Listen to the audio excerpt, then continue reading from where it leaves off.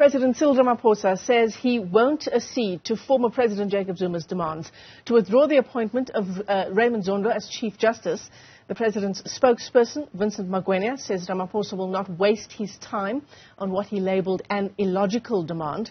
Zuma has given Ramaphosa until next Thursday to withdraw what he calls the irrational appointment of Zondo. There was this late night or early evening statement from the Jacob Zuma Foundation just yesterday. So for more on the story and some analysis, we're joined by constitutional law expert, Professor Pierre joins us via our video link this morning. Prof, it's great to see you. Was this a bit left field for you when you saw the statement last night?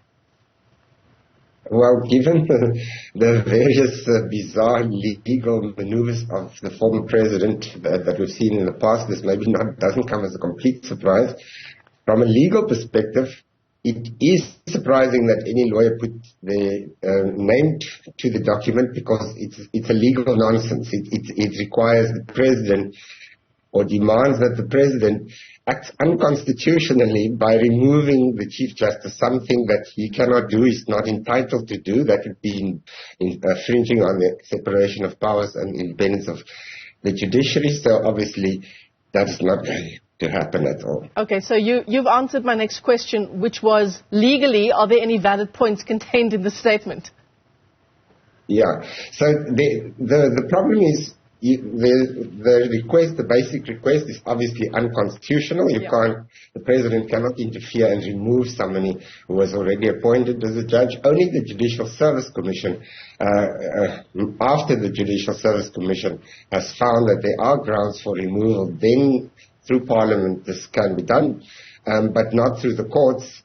And definitely not on the grounds that are advanced, including the president said Mr. Zondo refused to give him an opportunity to testify before the Zondo Commission, which is factually just untrue because he refused to go. So it's a non-starter. No, look, we were all watching the state capture inquiry when I think we broke for a tea break. The former president was on the stand, and we broke for a tea break, and he just never came back. Yes, so and then he was forced by the Constitutional Court to testify, and he flouted the court order, which is what landed him in prison. So it's a little bit upside down, in an upside down world, where the person who refused to testify now say he was refused the opportunity to testify, which is it's an interesting kind of claim to make. Yeah. So let me talk about some of the other sort of claims contained in this letter from the Jacob Zuma Foundation. You've said already that there's no legal grounds for this to happen under the current way that this demand has been phrased. But some of the other issues that the letter brings up, for example, that there were other nominees who performed better during the JSC interviews, for example, that the opportunity wasn't taken insofar as requirements for gender transformation in the appointment of the Chief Justice. Does that ring true to you?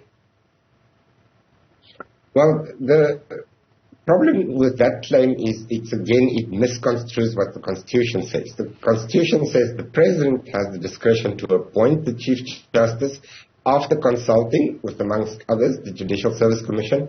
But the President is not bound by the recommendations of the Judicial Service Commission. So that ground, no, it is not going to fly. There is a broad discretion, and as long as there is not bad faith or corruption or whatever in the appointment, there shouldn't be any reason or there's no legal problem for the president to say, well, the JSC says X, I prefer Y for this reason. That will be the end of the matter normally. Yeah. So obviously he's talking about Justice Mandisa, who was put forward by the JSC for the post of Chief Justice. And, of course, as you say, the President went and took another decision. I mean, is there discussion to be had around whether even that can be questioned, whether the JSC's recommendations can just be set aside by the President? Well, they don't have to be set aside because the President is not bound by the recommendation.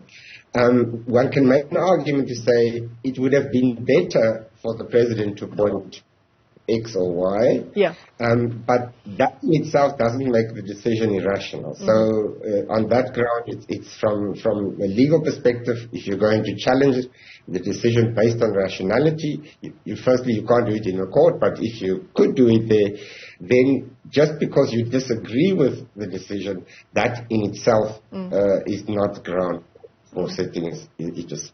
Look, Prof, I'm trying to find something plausible in this letter. So let me try once again. What about the point around point 9, that the Chief Justice, in giving a lecture in honor of the former ANC President Oliver Tambo, insulted former President Jacob Zuma? And this, insofar as his position as Chief Justice is concerned, could influence the way that the former president is perceived in a court of law.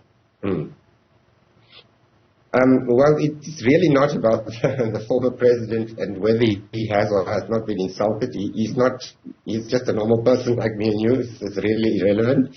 What one could say, perhaps, if you go to the Judicial Service Commission, you can try and make an argument that what the Chief Justice said at the lecture, that it breached the code of conduct, and you can ask the Judicial Service Commission to look into it and to see if this is something that is an impeachable offense.